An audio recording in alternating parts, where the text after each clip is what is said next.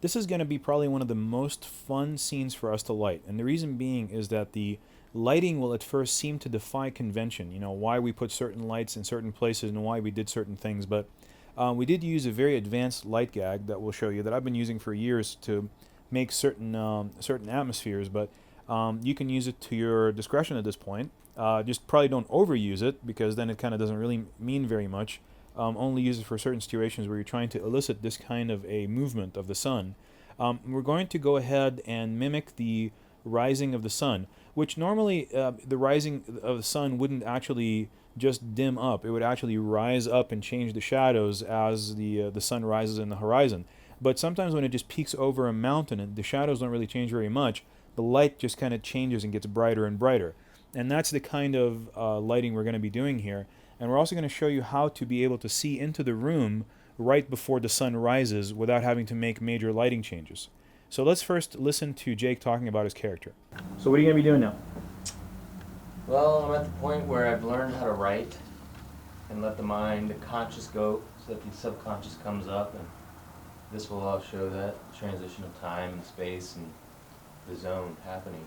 And you got to understand, the actor wasn't just being silly here. He really believes in this role, and he believes in what he's saying. He's putting himself in the right state of mind for the next scene. And here's also the DP talking about undercranking the camera. To undercrank means to shoot at a slower frame rate and play at a faster. So you'd be shooting 12 for 24. Oh, okay, cool. As opposed to 24 for 24, which would be normal, or 48 for 24. But okay. It allows you to shoot at a lower frame rate so that when you play back at normal speed, everything seems to be going a lot faster. Normally it's being used for comedy, but in this particular case we're using it to elicit the rising of the sun. You can also overcrank the camera, which means shooting at 48 frames per second instead of 24. When you play back at 24, it seems like it's playing at half speed or slow motion. Instrument on the left right here. Okay, we're rolling. And just go ahead and adjust it on him. And kind of in and out, you know. So remember when I told you that the 650 watt RE light is going to be the workhorse of the set? There it is again, bouncing off of a soft gold reflector panel, and it's being bounced back into Jake's face. Keep it, go all the way out, and then back in. There you go. So that is acting as the sun. That is acting as the key for the actor in this particular circumstance. It's being sourced as if it's coming from that window, which we've already established that the sun will come through that window at certain times of the day when he's writing. Now, next is going to be the fill. We're going to watch the DP. He's going to be adding a full CTB, color temperature blue gel on there. And what that's going to do is going to tint the fill light that's on the right side of the frame so that it would feel like it's nighttime light, so to speak, which in our minds, for some reason, as movies go, we've been accustomed to feeling that blue light, very soft, dim blue light inside of a room, is nighttime light or moonlight inside of a room, even though moonlight's actually white, but we show it as being blue. This is going to be full blue.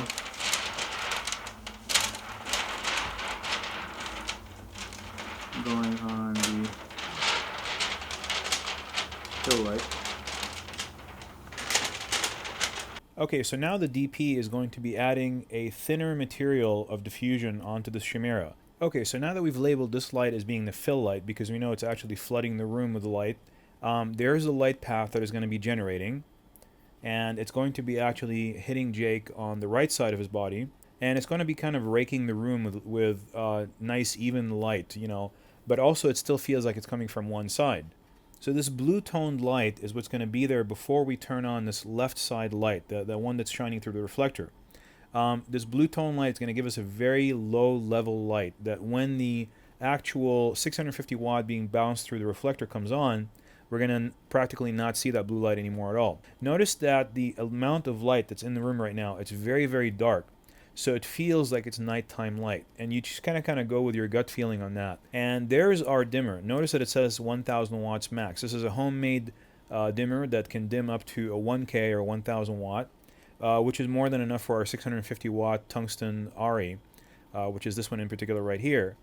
And watch it kind of dimming up right now. It's going to start going up, and as it goes up, it makes that shadow on the right wall and also lights up Jake. So you can see exactly what it's doing with the reflector and how much space it's occupying of that reflector.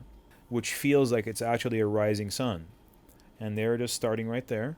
This is just during the rehearsal, of course. And it gets brighter and brighter. Now we also noticed that we just weren't getting it orange enough. It just didn't feel like a sun still. So what we did is we switched the sides of the reflector to the gold side. This was before the soft gold. Now we flipped it over to the actual full gold side. The soft gold is kind of intermixed silver and gold, whereas the actual full gold is just nothing but a gold reflector. So the best marriage that we found between those two lights is to actually use the Warm card's Warm 3 card, and we went with that white balance.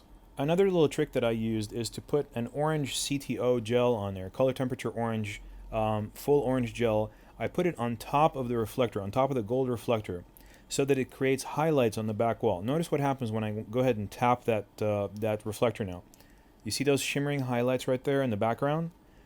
It would kind of feel like there's a car outside where the sun is going through the car window, and it's going through that car window and getting inside his home or something like that. And when it settles down, it feels natural. Whenever you can break up the light source, it's not too uniform, it's going to feel more natural, and it's going to feel like it's actually coming in from the outside.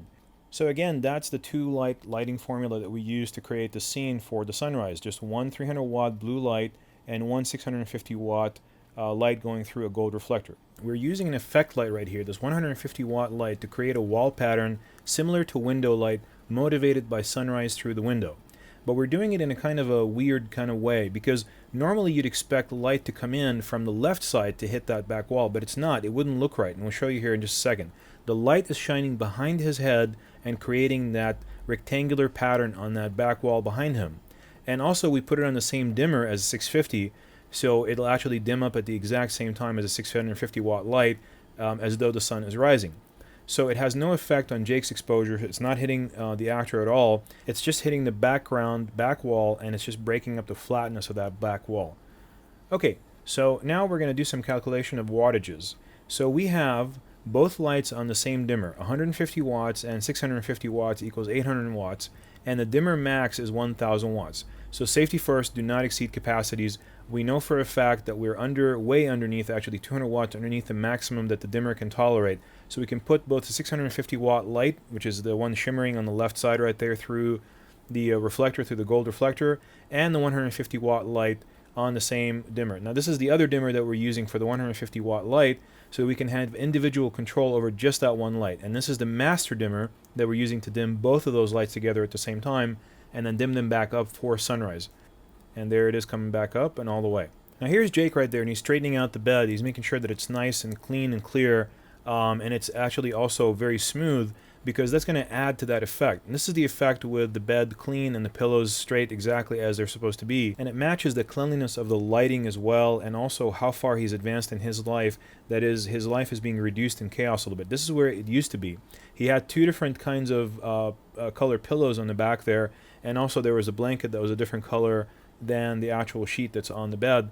So it was very distracting. It just didn't feel right. But when you smooth it all out and you take away all that clutter, it feels more symmetrical. Now he's leaning back and forth so you can see exactly where the lights are and what's hitting him. So you'll notice that when he leans back at this point, you'll see that the shadow on the wall, that's from the 150 watt background light that's supposed to be creating a pattern on that wall. And there's the shadow from the 300 watt fill light going through the chimera. That's the one that's creating that blue light tone in the room before we put up the sunrise. And there's the 650 watt light going through the gold reflector, bouncing back and acting as his key light, and that's a shadow that it creates on the back wall as well.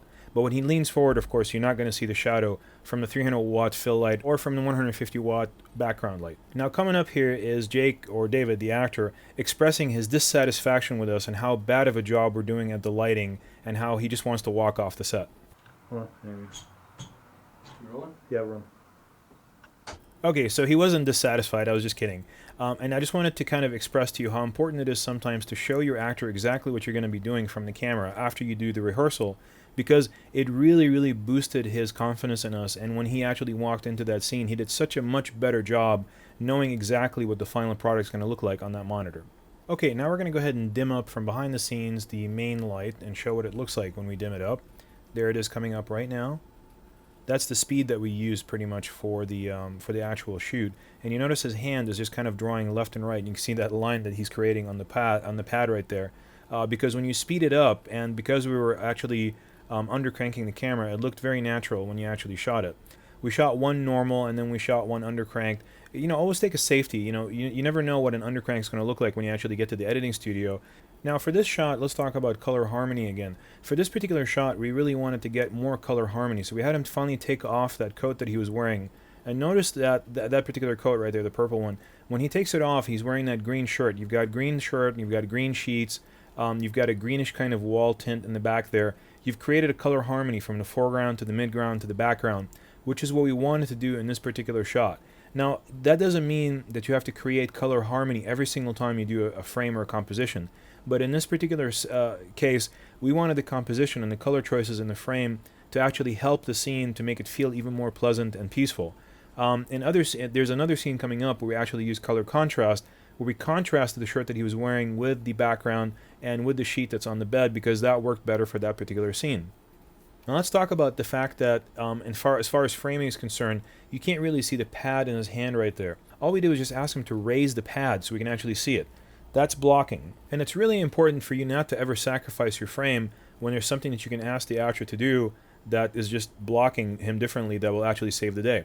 So here's another scene that we did. This is the exact same day, same lighting, same everything. We wanted to get a whole different type of scene. So there's the DP raising the tripod to get a slightly different angle on the scene. So it's not low angle looking up through the pad at him, but we want it more of a higher angle looking at him. You'll notice that the 150 light is still exactly where we left it, and the 650 is still in the same place. We're just going to use a slightly different framing and a little bit of a different decor and different wardrobe. And there's the DP actually measuring right there the distance to the camera. He's changing the diffusion that's on the Chimera and putting in a thicker diffusion. And there's a thicker diffusion coming in right now. This is going to be the full diffusion because he wanted to completely remove any trace of shadow in the background. Okay, so earlier when he was, struggling to write, as I was writing, I found surprise that something that could come out. So now am I still surprised, or is it just from brain to pen done? Brain without to pen, necessarily brain to pen with just contentment, like you had said. Continuous contentment. Right, because like I said, you've arrived, essentially you've gone past the zone, you've arrived at your proper schedule.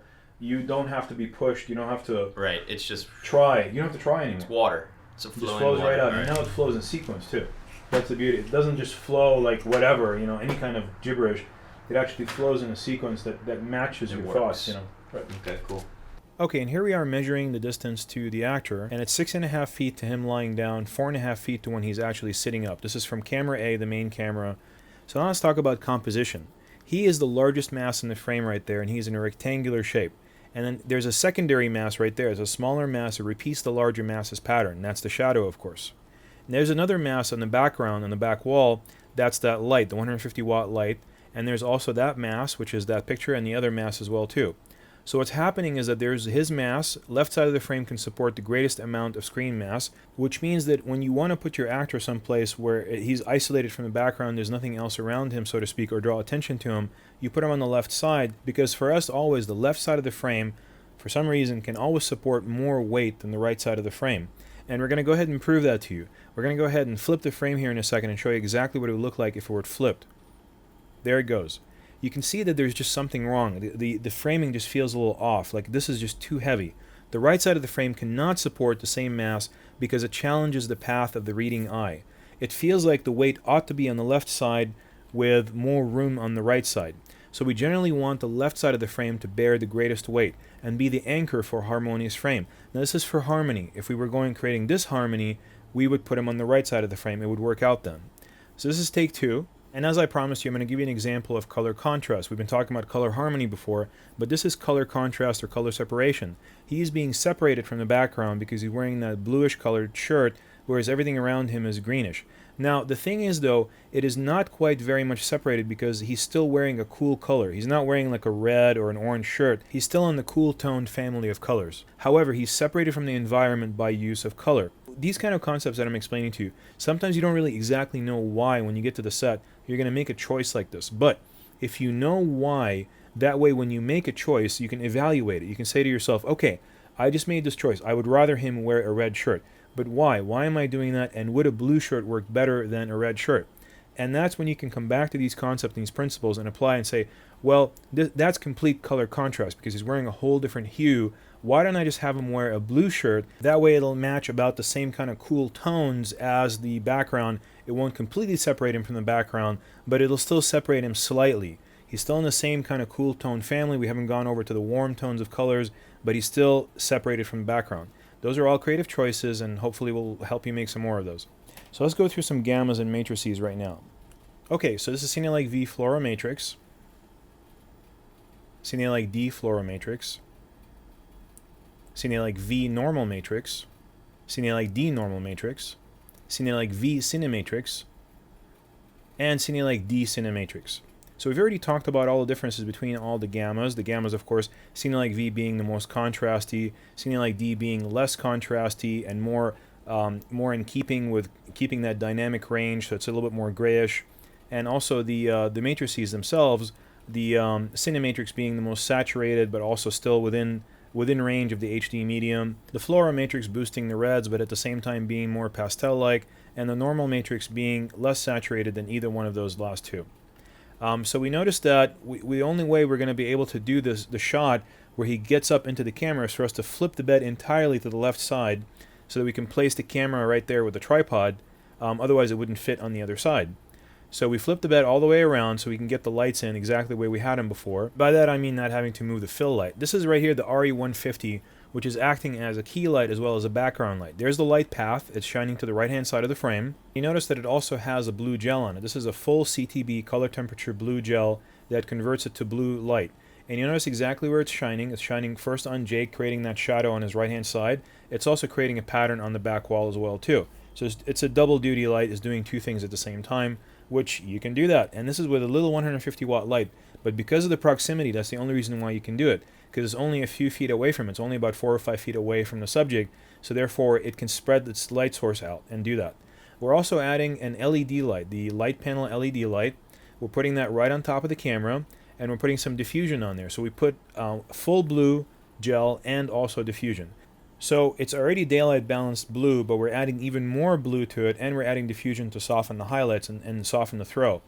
And there's the DP right there. He's mounting it on the articulating arm, and then he's mounting that on the back of the HVX right there with the 1/4-20 thread.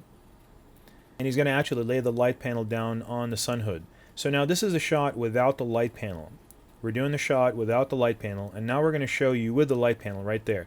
You see that cool blue tone that it puts into his eyes and also into his face. It creates new highlights in his eyes as well too, and we're going to take it away here in just a second. This is without. So you can see it's a nice pleasant frame, it's fine, but we weren't going for that. We were going for more of a creative type of lighting arrangement. So that's what we have to go through, and essentially to get that kind of lighting situation.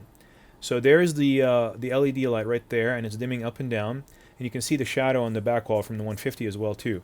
And there's Jake, and we're dimming it up and down on his face, so you can see exactly what the light panel is doing at that point. There it is, dimming up and down through the A camera. And there's the shot now. This is with the light panel. Of course, we overshot it. There's not enough headroom. And of course, that's one of the blocking issues that you have to work out with your actor as well too, is that headroom. You can't have the actor's eyes that close to the top of the frame. It just doesn't feel right. So you work it out with your actor, and the next time he does it, you just tell him to angle his head down just a little bit, or you tilt up with the camera to compensate a little bit if the frame will allow you, so you can get that proper headroom. In this case, we couldn't work it out with the actor. He has an arc of his body. That's the only way he can come up, so we had to tilt up to compensate for him. That's the only way he can do it. So here he is coming up, and he bounced back a little bit, and that's the shot that we wanted. Now let's also look at that shine on the left side of his face right there.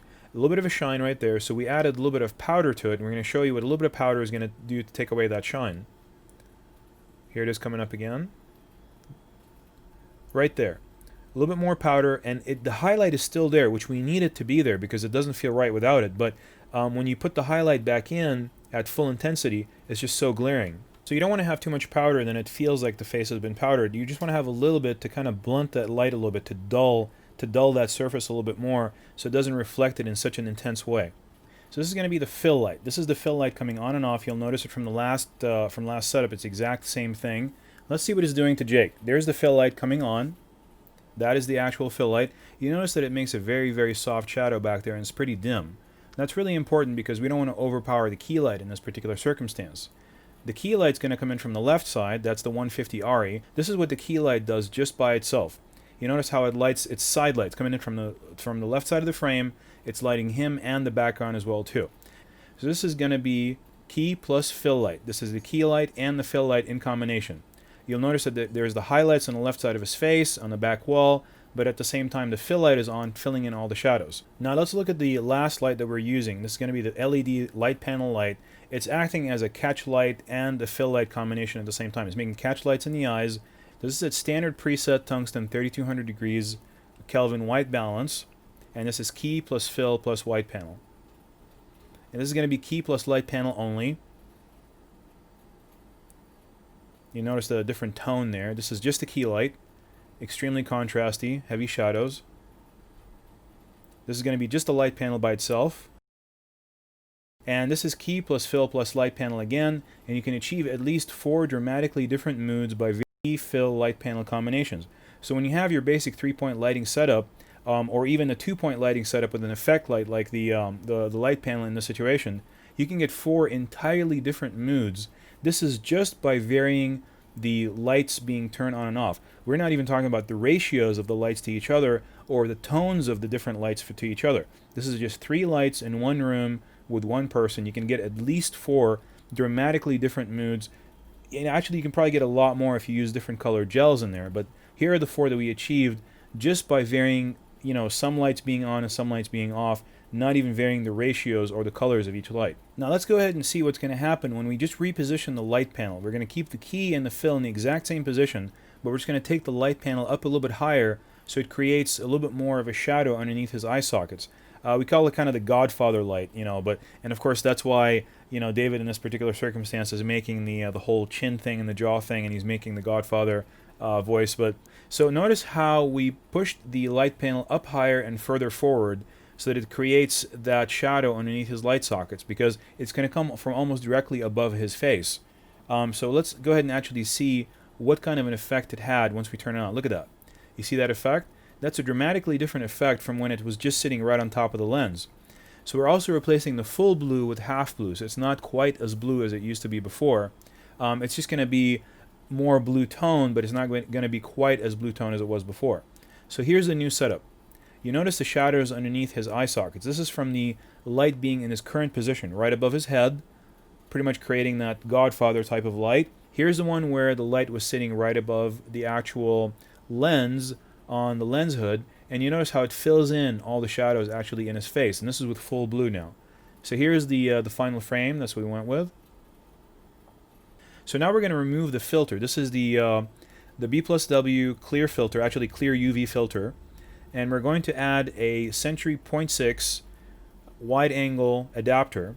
This is not a converter. You can't zoom through it. This is just an adapter, but it gives you a lot more angle of view. And it's going to go ahead and give you 40% actually more view. So this is with the Century 0.6 wide lens. And we're going to go ahead and also show you what it looked like without it, but you can see just how much more information you're capturing in the frame from the exact same location. So this is Century 0.6 wide angle lens, and you notice also that there's a little bit of barrel distortion there, where any kind of a vertical line towards the edge of the frame is going to start to bow a little bit. That's perfectly natural. Any one of these lenses will do that. Any kind of an adapter lens or a converter lens that's a wide angle, after it goes beyond about 25%, it's going to have that barrel distortion. So it's just a natural part of using this adapter. So here's the standard fixed lens again. This is the lens, just a wide angle lens built into the camera by itself, and that's what we're seeing. Notice that also the lines, the vertical lines have gone back to being straight up and down, but you see a lot less of the frame from that same perspective. Here it is again with a 0.6. So that's what you're getting with a 40% wider angle of view using a Century 0.6 wide angle lens. And again, the barrel distortion, those vertical lines being distorted like that, is perfectly natural part of using these adapters. So this is a scene where he finds his routine. He starts waking up at a certain time every single day. So this is going to be the 150 light, 150 tungsten RE light, and we're going to be putting that over to the left side of the frame, and that's going to be lighting the background. Notice we also have CTB on it as well. This is full CTB, color temperature blue, and that's a cheese plate right there that it's sitting on right there. A cheese plate is just a modified plate with holes in it that you can attach certain devices to, and the device right on top of it there is a knuckle. It's bolted directly to it, and then there's a rod that extends up into the light, and that rod is what the light is bolted onto. It makes it a little bit of a nice little table stand, and that's just something that the DP has fabricated himself. And that's going to be positioned right there on the left-hand side of the desk to act as a background light, make it feel like there's moonlight coming in or a street light coming in from the window. Now he's actually cutting some opal diffusion. Opal diffusion is what he calls diet diffusion because it's very thin light material. So he's attaching another 150 watt RE light right there on a stand. He's putting a mini Cardellini on it, which is that device right there. And that clamp is going to allow him to bolt a boom to that particular light stand and attach a flag directly to the light stand without the use of another stand. You see how he made a little bit of an edge to it right there? So what that edge allowed him to do is to just flag the light only off of the lamp, but maintain the exact same amount of light on Jake.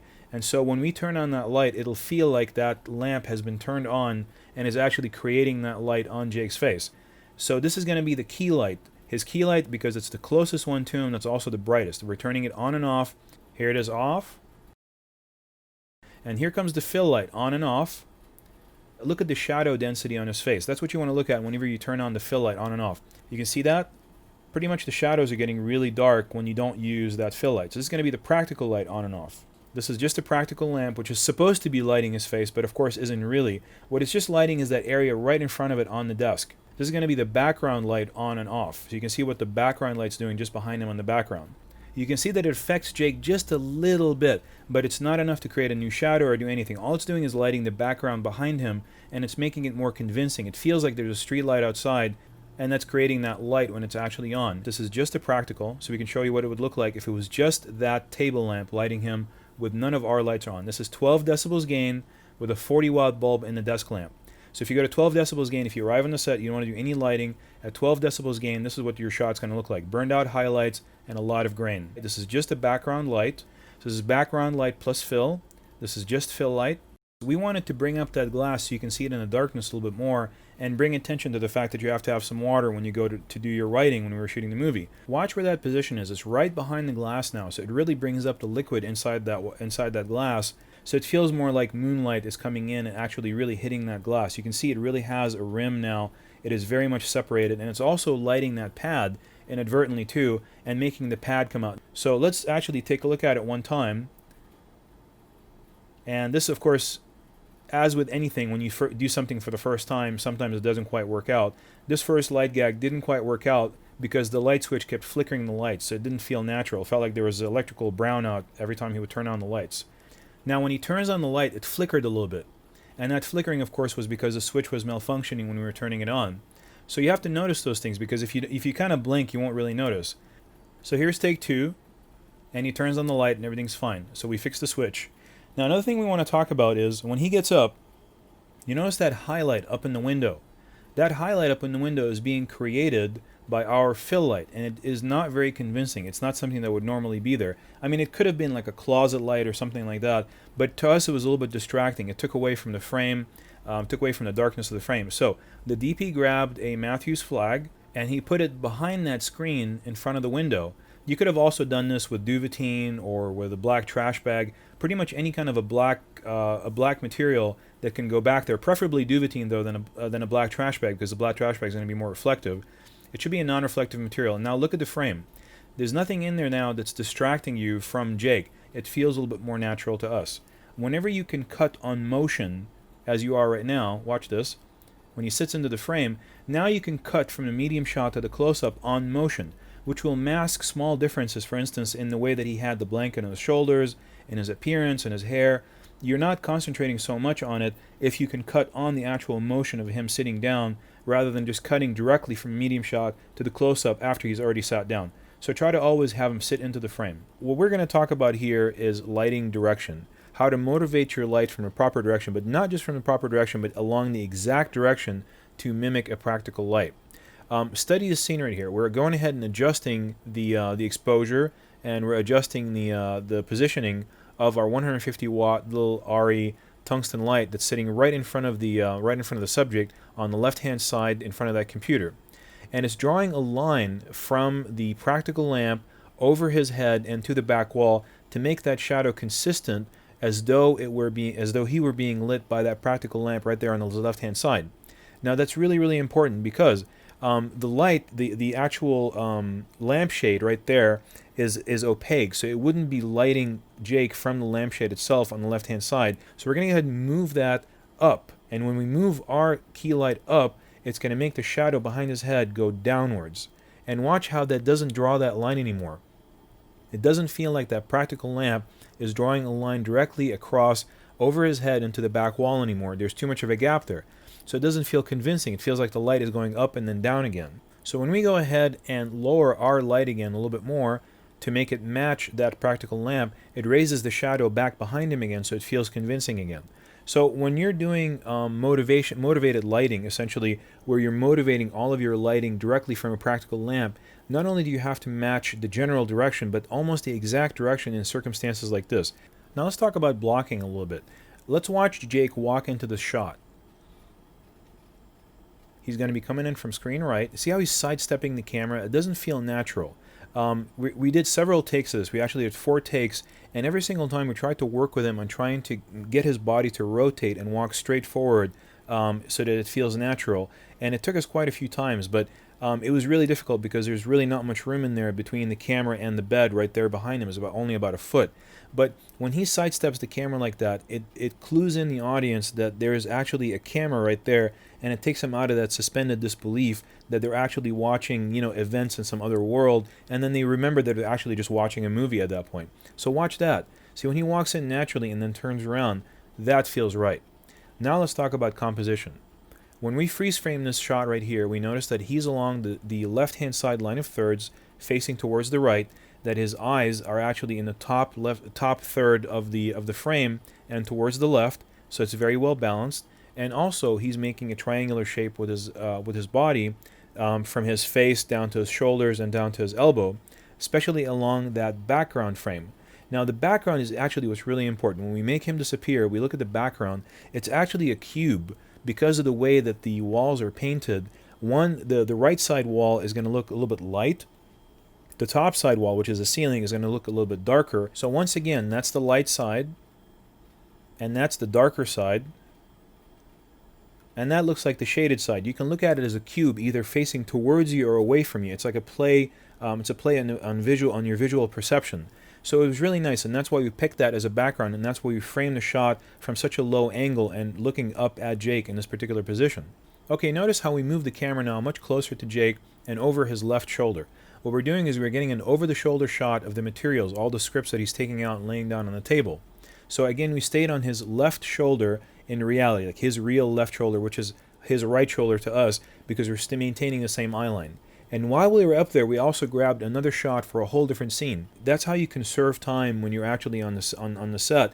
You pretty much park the camera in one location, get as many shots as you can for that location, for that lighting, even if you have to have your actors changing wardrobe, but try to conserve the amount of time that you've done for lighting and also for parking the camera there. This is the one where he wakes up in the middle of the night, and he kind of wakes up into the camera almost, and then he looks over to the desk and he sees the writing pad lit by the moonlight. So what we did here is we did kind of like a fake dolly, where as you can see the DP, I asked him to position the camera so he can swing it forward and back. He can kind of like push the camera front and back, forward and back on the actual tripod. He's just rocking it back and forth. And all I want is just this little bit of motion, just about 6 or 7 inches of motion right there, and getting closer to the pad. Also, I want you to look at the lighting on this pad right now. See how it's kind of flat? All it's being lit by is the fill light right now, and the light panel that we were using before is kind of in the wrong position. Whenever you're seeing even a pad on a desk, it's not just that. It has a foreground, a midground, and a background. And it has in several different directions as well too. You can look at it as the pad being the foreground and the desk lamp or the table lamp being in the background, but you can also look at it from this angle right here when you get to this particular position as the pencil being in the foreground, the pad being in the midground, and the desk being in the background. So there's the backlight. That's that 150 watt RE tungsten backlight, and it actually is going through the CTB full color temperature blue, full blue gel, and there it is being turned on and off for you. And now you're going to see the key light, which is in this case the light panel. It's the closest, brightest light to the actual object, which our object of interest in this case is the pencil and the pad. And you can see that coming on and off like that. And there's the fill light coming on and off. See the shadows coming in and out? That's what it's affecting, the shadows in front of the pencil, in front of the pad. And see how the DP is using that good old piece of cardboard again, and he's kind of moving it into the shot right there. And essentially what he's doing with it is he's flagging the top left-hand corner of the writing pad because it was kind of taking away attention from the actual center of the frame. This is one of those cool shots that the DP wanted to do, and I told him that if we had time at the end of the day, I'd be happy to do it, and we did. So he did. He suspended the camera up there, and it's going to give me an excellent opportunity to talk to you again about lighting direction, which has been kind of the theme of the evening here. See where I'm putting the 300-watt light right there going through the chimera from the right side of the frame. It's actually hitting Jake from the right side of the frame when we actually switch to where the A camera is. There's A camera, and the light's coming from the right-hand side of the frame, and it's causing the shadow to be behind Jake on the left-hand side. Let's examine that. There comes the light from the right-hand side, and you can see how it's throwing that shadow on the left-hand side of Jake behind him on the back wall, that green wall. So it's not in keeping with the light that's coming from the ceiling fan. The ceiling fan light's supposed to be coming from up above to the left-hand side, so the shadow technically is supposed to be on the right-hand side of Jake, because we never established anything else in the room as causing any kind of light, as creating light. So this shadow right here is going to be wrong, and it needs to move over to the right-hand side, unless we had established something other, another light source in the room that would create that kind of light, but we never did. So we moved the 300 watt over to the left-hand side of the frame. We added a flag right there, and the reason that flag is there to keep the light from hitting the back wall and to keep it concentrated only on Jake, so he's always brighter than the back wall. So there's the light coming from frame left, and it's hitting Jake from frame left again, which means it's creating a shadow on the right-hand side instead of the left-hand side. You have to be able to draw a line from the light over his head to the back wall, and that has to be a straight line without any kind of jagged curves. It can't go over his head and then back down again. So that feels fake because the light is coming from the right side, and that feels right because the light is coming from the left side, because we never established any kind of light source being in the room from the right-hand side of the frame.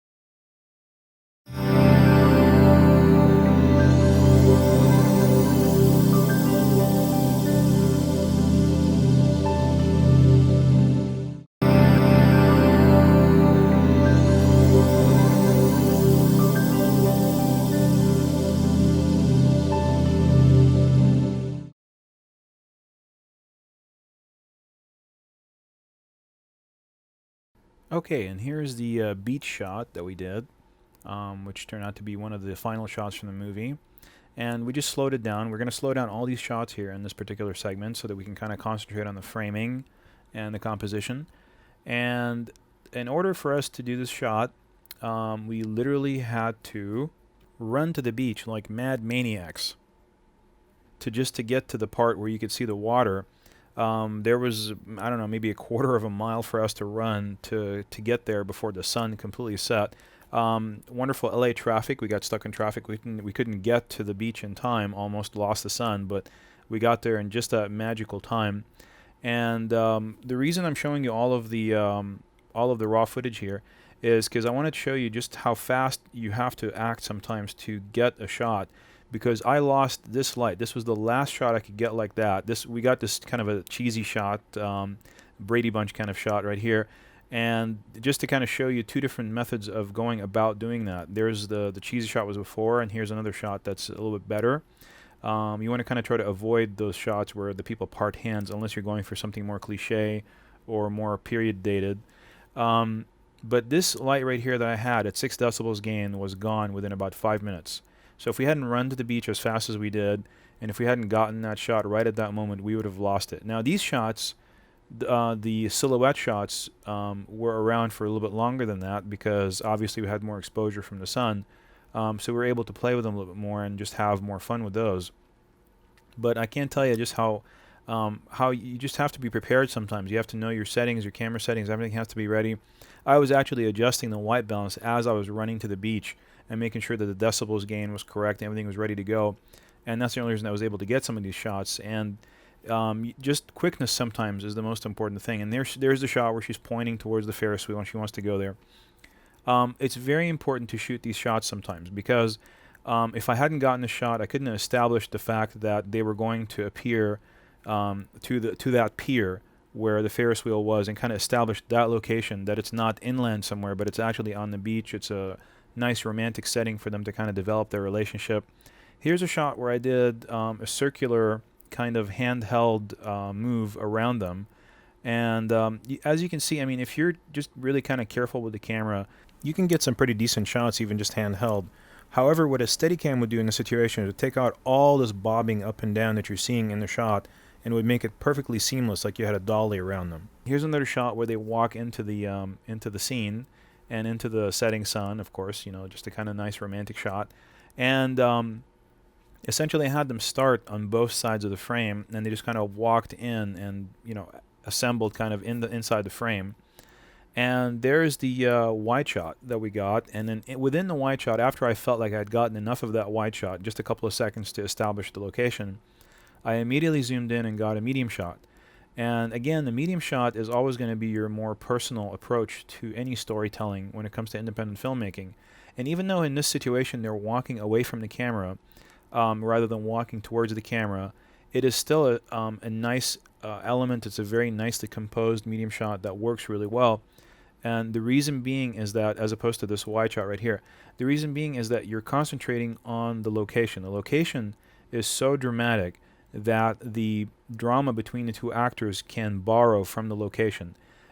You'll see in the next scene, I encourage you to, for instance, when they're walking up the stairway, to only shoot, you know, primarily concentrate on shooting where the actors are coming towards the camera and the action is being brought towards the camera.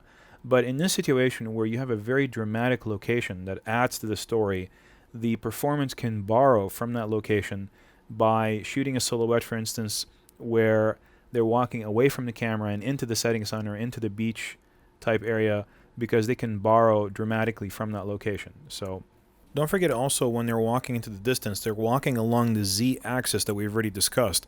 So they're diminishing in their size as they go off into the distance, which kind of makes like they're kind of getting smaller and smaller in the frame and further away from us as the audience.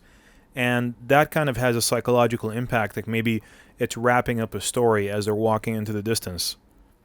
The decision is always creative, and it's always yours to shoot both also. I mean, I always encourage you to shoot both sides. Always shoot the wide shot, the medium shot, and the reverse angle from the other side. But if you don't have it, like in this situation, show you what would look like at 18 decibels gain, is a very unacceptable frame. I mean, we couldn't shoot anymore at this point. This is me doing like a circular handheld move around them, but that's what we, you know, if we had at that point wanted to get a reverse angle of them walking into the sun, it was too late. You know, even at 18 decibels gain, you couldn't get enough light on there.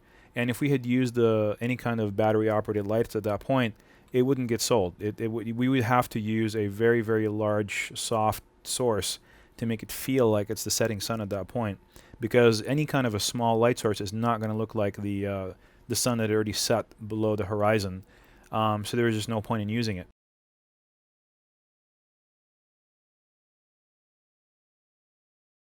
Okay, and here's one of the really fun things we got to do, and we're going to use this section to really illustrate battery-operated lights and their usefulness on the set.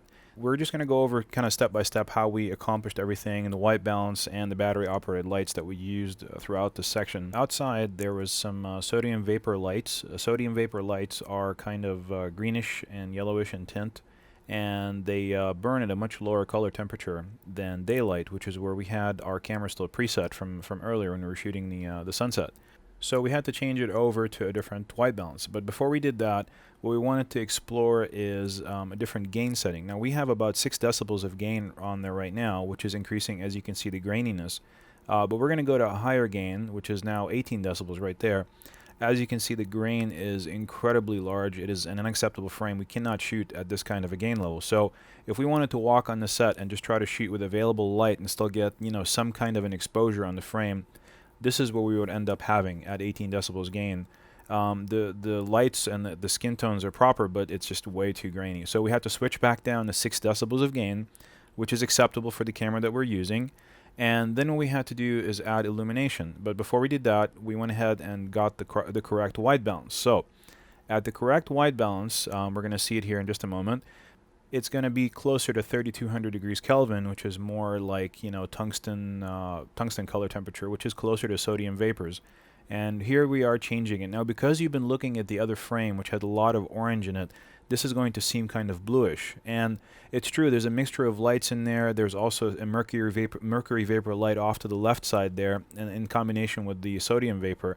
But it's still a better, more acceptable white balance than the orange-looking frame we were at before. So we put an orange tungsten conversion gel into the light panel that we had, which is daylight balance, to convert it to be closer to the sodium vapor lights. And as you can see here, as they walk up the stairs, there's a light coming at them from the left side that wasn't there before. And here it comes. You can see on the left side of their body as they walk up, and also on the stairway, there's a shadow. It's actually moving because one of the guys is holding the light panel. See the light on the left side of her coat? That wasn't there before. There was no light there before. We actually added that light. So really, if you were shooting just with available light, you would end up with that extremely horrendous frame that we saw earlier before, which was 18 decibels gain. You would have no light, you wouldn't see your actors. You really need to always add some kind of lighting to these nighttime situations, even if it's just one light panel like we did before. So this is the frame before. As you can see, it's not enough light to shoot with, but once you add the light panel or any kind of, you know, battery operated light, this is what you end up with. You end up with a frame that you can shoot, you can use, and, you know, will actually look acceptable. I mean, obviously you can do a lot more with more lights, but if you just have one light, that's what you can do. And here they are walking up the stairway in slow motion, so you can really see the shadow. The light is coming from the bottom left-hand side of the frame, which is where the guy is standing right now with one of our battery-operated lights. And here it is from the other angle, from the other side. Now, obviously, at that point, once we switch to the top of the stairway, you don't want to have that light down at the bottom of the stairway anymore, because you have to illuminate the side that the camera is seeing. So we brought up the guy with the light panel up to the top right-hand side, and you'll see that as they get closer and closer to the light gets brighter and brighter on their faces because they're coming closer to this light right here. And if you did not have this light up here at this moment, all you would have is just this orange light coming from above. And as you can see the shadows underneath his eyes right now, that's all you would see. You would not have any light on her face, any light on his face at all to be able to see their faces, their action, their performance at all at this point. You want to get it done for very little money. You don't want to set up lights with stands. The least you want to do is have one person or a light stand standing there with one of these battery operated lights to kind of fill in the frame, because it just makes it acceptable at least. So you can just at least see the performance. Otherwise, you have nothing. You don't have any exposure at all. And here they are walking up the stairway again. And the reason that we are going to look at them walking up the stairway again was going to talk a little bit about aesthetics. And as you can see, when they're walking up the stairway, it's kind of an impersonal type of frame. They're walking away from the camera, away from the audience. Whereas in this frame, when they're walking towards the camera, it's always going to be a lot more of a personal type of shot. You want to try to always bring the action to the camera. If there are people who are speaking, communicating, having a conversation in any way, you don't want to have them walking away from the camera too much, because it kind of separates the audience from your performers. As you can see again here, you just see their backs, and every once in a while he looks over to see her. And even if this was a close-up, it would still not be as personal as a wide shot where you can see their faces and they're coming towards the camera. The audience always wants to feel like they're onlookers onto these people's lives, and the best way to feel like they're kind of peeking in is to always make the action come to them. Okay, and here's another shot. This is kind of an establishing wide shot that we took so we can kind of show where they're walking towards. You can see that it's a pier. You can see a set of lights all the way into the distance. You can see at the end there's some kind of a restaurant maybe, and some shops on either side. As an establishing wide shot, you don't want to keep it on the screen for very long, or you want to dolly in behind these people to show this frame. Obviously, we did not have a dolly, and so we wanted to just kind of get an establishing shot. We got the establishing shot, but immediately you're going to lose a sense of the performance and lose a sense of the story if you stay on the wide shot for very long. What you want to do at this point is kind of zoom in, as we did here in a moment we'll show you, and really kind of get in there and get a medium shot of the action. And you can see the DP, he had a focus back here, and when he zooms in, he's out of focus. And why is it that on the wide shot it looked like it was in focus, but when you zoom in, it's out of focus? The reason being is that wide-angle lenses are much more forgiving of focus than are when you zoom into a telephoto type of lens. This is a zoom lens, obviously. It's a combination of a wide angle and a normal lens and a telephoto lens all in one. But when you're all the way out on the widest setting of the wide angle lens, you're gonna be the camera's gonna forgive a lot more on the focus than when you're zoomed in into a telephoto, which is this medium shot right here. When you zoom in, you have to be really spot on with your focus, especially in HD, because you can really tell when you're not in focus properly. The easiest way to focus a zoom lens, even on the wide angle setting, is to zoom in, get a focus, zoom back out, and you know for a fact that you're in focus at that point. Okay, so back to the medium shot. Let's talk aesthetics a little bit. Why is it that this medium shot feels just a lot more rich than the wide shot did? Even though the wide shot could kind of tell you better the situation and the circumstance and where they're at, the medium shot is just so much more personal. Well, the one thing is that the string of lights up in the top kind of leads your eye into the distance. There is a bright focal point in the distance, which is that little kind of shop on wheels there. And also, the performers are larger in the frame than they were back in the wide shot.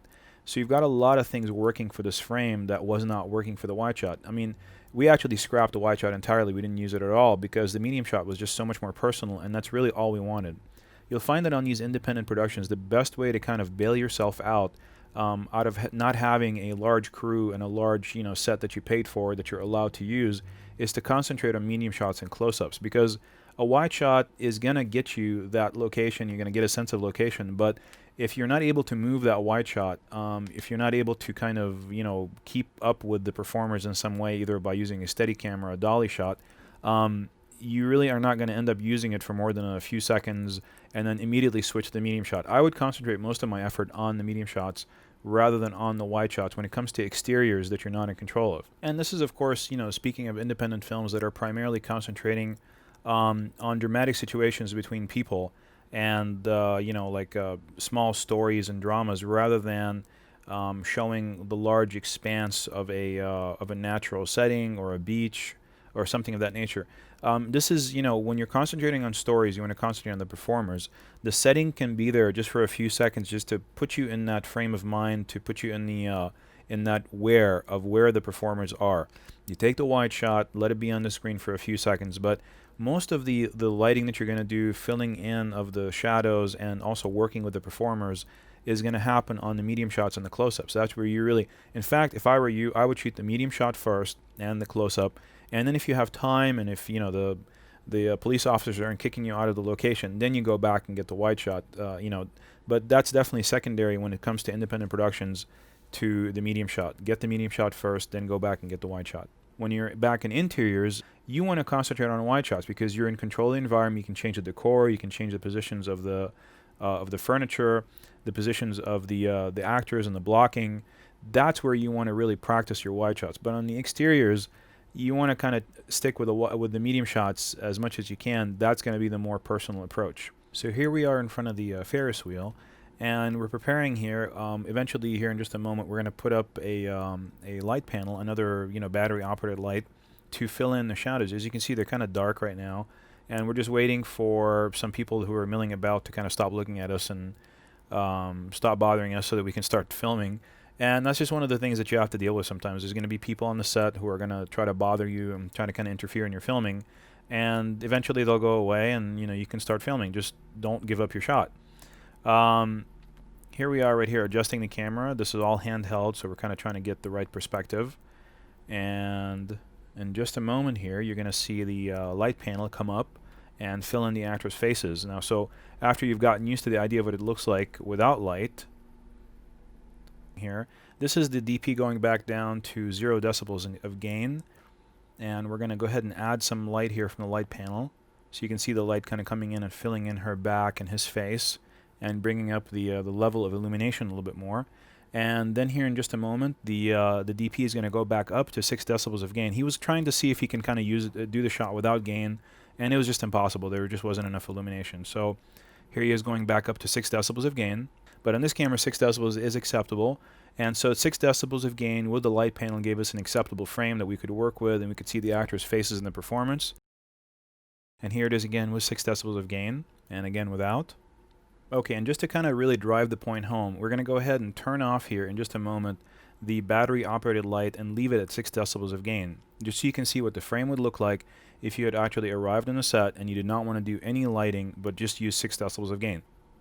And here we are turning it off, and this is a freeze frame of the shot with 6 decibels of gain and with no light panel in the shot. As you can see, his face is really dark, her face is dark, you really can't see very much, and you really wouldn't even notice that the light panel was there when you're watching the movie. It's only because it's being turned on and off right now that you notice that there's another light there lighting the shot. You could do a lot more elaborate lighting if you had money, if you had a crew, if you had a generator, but you don't really need to. I mean, if you just have a small battery operated light, you just make it soft so it doesn't create any new shadows, and you just light your actors. And we went ahead and zoomed in to get a close-up. And on the close-up, primarily we're going to discuss here is aesthetics. So this is a decent shot. It's okay. There's nothing really wrong with the shot, but it could be better. And here's how. Just by blocking, by just moving the actors a little bit further to the right. We just asked them to move a little bit further to the right side of the frame so that the Ferris wheel in the background fills the frame, and you kind of get a more sense of place. It's a much more pleasing shot. There's a lot of contrast between them and the Ferris wheel. They're more separated from the background, and it's also just a prettier shot altogether because of all the colors of the lights. They're filled in. They have the light panel on them to fill them in, so it's a nice, more balanced shot. You really want to try to take care of your close-ups as much as possible, especially on these independent productions, because the close-up allows you to craft the frame a lot more easily than a wide shot, and you really need that. With the performers, you allow them, with the close-up, an opportunity to occupy a much larger portion of the frame that the audience is seeing. And you always want to tell them, listen, I've got you on a close-up. Here's your range of movement. It's just from the top of your head down to your shoulders. And you have to contain your performance within those limits. And a good actor will contain their performance within those limits. They won't move their arms and flail them about, when they know that the camera's not going to see it. And here's the last shot that we did that for that particular scene or that setting. And you can see on the top right-hand corner, there's a little battery-operated light. And so you saw the scene earlier when we showed it to you at the beginning of this segment of the teaching tool. And we told you that there was a light there on their faces, that there was no natural illumination in the frame there. But until you kind of see where the light is, you really don't get a sense of the fact that, wow, without this light being there, you're really not going to see very much in that frame. It's going to just be some really, really deep set shadows in their faces. You need to have some kind of light in the frame there. If you don't have a light panel, if you can afford it, there's other smaller compact lights that you can use to achieve the same result. Just make sure to diffuse it. Make sure that it's make it into a larger, softer source, and the more you soften it, the less of a shadow it's going to cast, and the more pleasing are the results. And always make sure to match the color temperature with whichever color temperature that you're using, and the light will just seem like it's part of the environment at that point.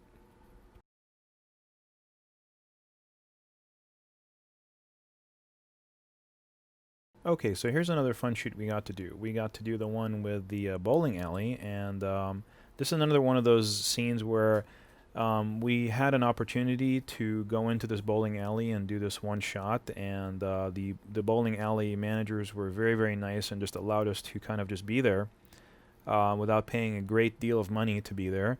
And again, that's one of those wonderful niceties of fate, where you just find the right people, the right place at the right time, and they just allow you to go ahead and use their facility, just like with the restaurant. And again, this was a privilege and not a right. We went in there, we were very respectful. We only set up a couple of little battery-operated lights. As you can see, our DP here setting up the one that's attached to the stand, and eventually he'll set up one attached to one of the little bowling machines right here. And he just set up a couple of those. We had the camera handheld, and I was operating the camera because our DP was also acting in the frame. So, it's just like I said before, everybody eventually in your family, your friends, and everybody who's working with you as crew on the set is eventually somehow going to end up in the movie somewhere. So, you want to kind of prepare them for that. And so here he is setting the light panel up on this adjustable arm, and he's locking it in, and he's turning on the light, and that's the light that's going to end up lighting him and his girlfriend as he's sitting back in the back there on the seats. And there's Jake and Rachel, and Jake's going to be the one, of course, doing the bowling, as you saw in the movie. There's a little bit of also kind of like a lighting test to show you guys to prove to you that you cannot walk into a situation like this and not use some kind of lighting. Here's the light panel on at full blast, lighting up Rachel and Jake right there. And we're going to dim it all the way down, just to kind of show you what it would look like without lighting there on the set right now. That's another one of those strokes of fate where, unfortunately, the bowling alley, when we had scouted it before, had, at that same time, had all of their lights on. But when we actually came in to shoot, it was league night, and we didn't know that. And they had all these black lights everywhere, and you couldn't see anything in the entire bowling alley unless we used some kind of lighting. So we popped out our two battery-operated lights, and there's the two frames that you would end up with the difference. I mean, you can either have that, where you can see their faces, or that. Even at full 12 decibels gain, there's no illumination on their faces enough to me to get an acceptable image out of this. And you can see that you can see less of the room too, but that's not necessarily a bad thing. We do want the audience to concentrate on the performers. So here's take one. This is our first take, which is kind of a rehearsal take. You can see that the framing is off, the lighting isn't very flattering, and we're kind of learning the location and learning the blocking. Even though we went over the blocking earlier, before we left the apartment.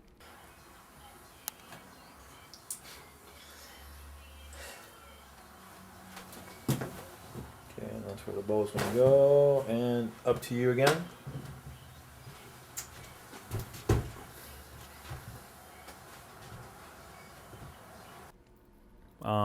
It's still, I mean, you once you arrive on location, you think you're going to get it the first time. It never happens that way. We had to do 12 takes to get one action that we were happy with, primarily because of the blocking. You know, there's certain things that work, there's certain things that don't work, and you don't really know until you actually get to that location and try it. The first thing we did is we switched to more of a position where we could see more of Jake's face. Instead of him bowling away from the camera, he's bowling towards the camera now instead, and we can see more of him.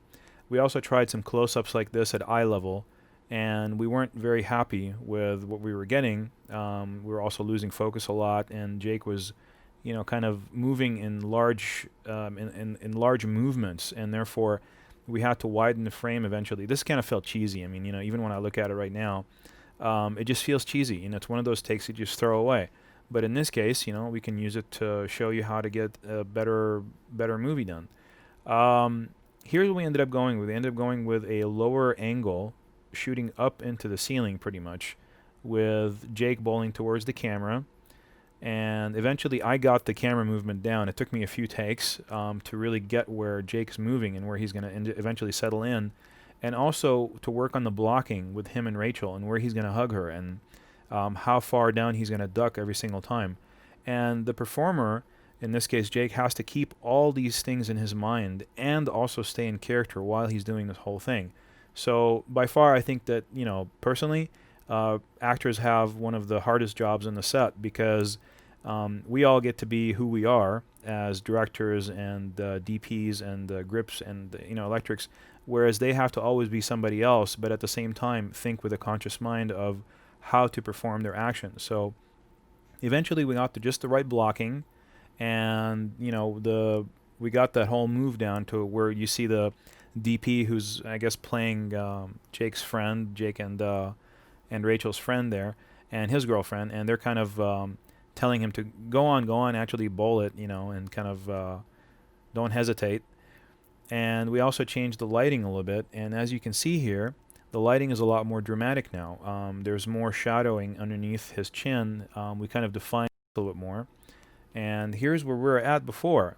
We were at this, which just kind of like doesn't really, you know, look at the difference. I mean, it's not even close.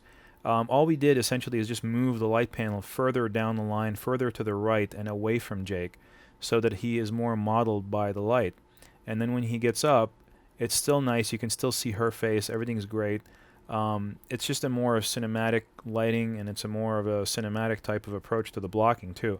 And we told the actors to all slow down their beats a little bit, which means to take more time, to not bowl so fast and to not turn around so fast and not hug so fast. So just kind of take their time a little bit more. And once we got that, This is take 6 right now, and the best take ended up being the one right after this, because that's the one where I approached David, the actor, and I said, Jake at this point is feeling very shy and vulnerable, and you want to kind of withdraw a little bit. Let her come to you.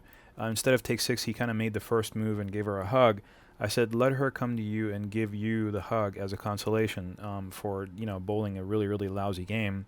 Don't come to her. Be the shy person. Be withdrawn. Let her kind of sneak you out of your shell there. And see, you can see that it really made an effect on him. He was more withdrawn in this one. He's less confident, which is how I wanted him to portray Jake at this point. And he's not happy with his performance. He kind of turns around here in just a moment, and he finds her just standing right there. And he smiles, but he doesn't make a move. She comes over and hugs him. Then he hugs her in return. He doesn't push her away or anything. And he keeps kind of looking down because he cannot maintain eye contact with her.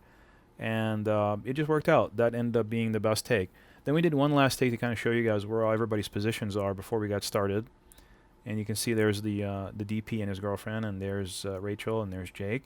So after we got done with the master shots, we went and got close-ups of all the individual bits of action. And as you can see, we stayed on the correct eye line. We stayed on everybody's right side, which is the camera's left side. And we didn't cross the line over to the other side to get any different perspectives, which wouldn't have cut. So we got the close-up of Rachel and Jake hugging, just one close-up of just that action. So we got 8 master shots, and we were happy with number 7. And then we got all the different individual close-ups of the action, and that gave us enough so that we can come back and post and cut a nice sequence. If we had just had the master shots, we cannot go back and post and change the pacing of or the flow of the action. We're just kind of stuck with the master shot exactly as it is. But with all these little close-ups that we ended up getting, that's what ended up allowing us to cut a more powerful sequence. And I encourage you, even when you're in a situation like when you walk in a bowling alley and they're just kind of letting you be there, and they're doing you a favor, and you know that they're doing you a favor, and you know that it's a privilege to be there, even after all that, go and get the close-ups. You got there, you're there, they're not going to kick you out.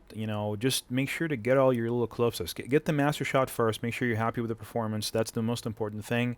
And then get the close-ups. Don't just let them go just because you think that, oh, well, I got everything that I need, in the master shot, and I don't really need to get the close-ups right now. I don't want to, kind of anger these people or annoy them. Get the close-ups. Take maybe another 30 seconds, 60 seconds, beg if you have to. But, stay there, get all your close-ups, make sure that you have those shots so that you can go back into editing and, change the pace of the sequence. Because otherwise, you really don't have much. And if you didn't get the most incredible master shot ever, you're not going to be able to cut it into anything but what it was originally from the actual shoot.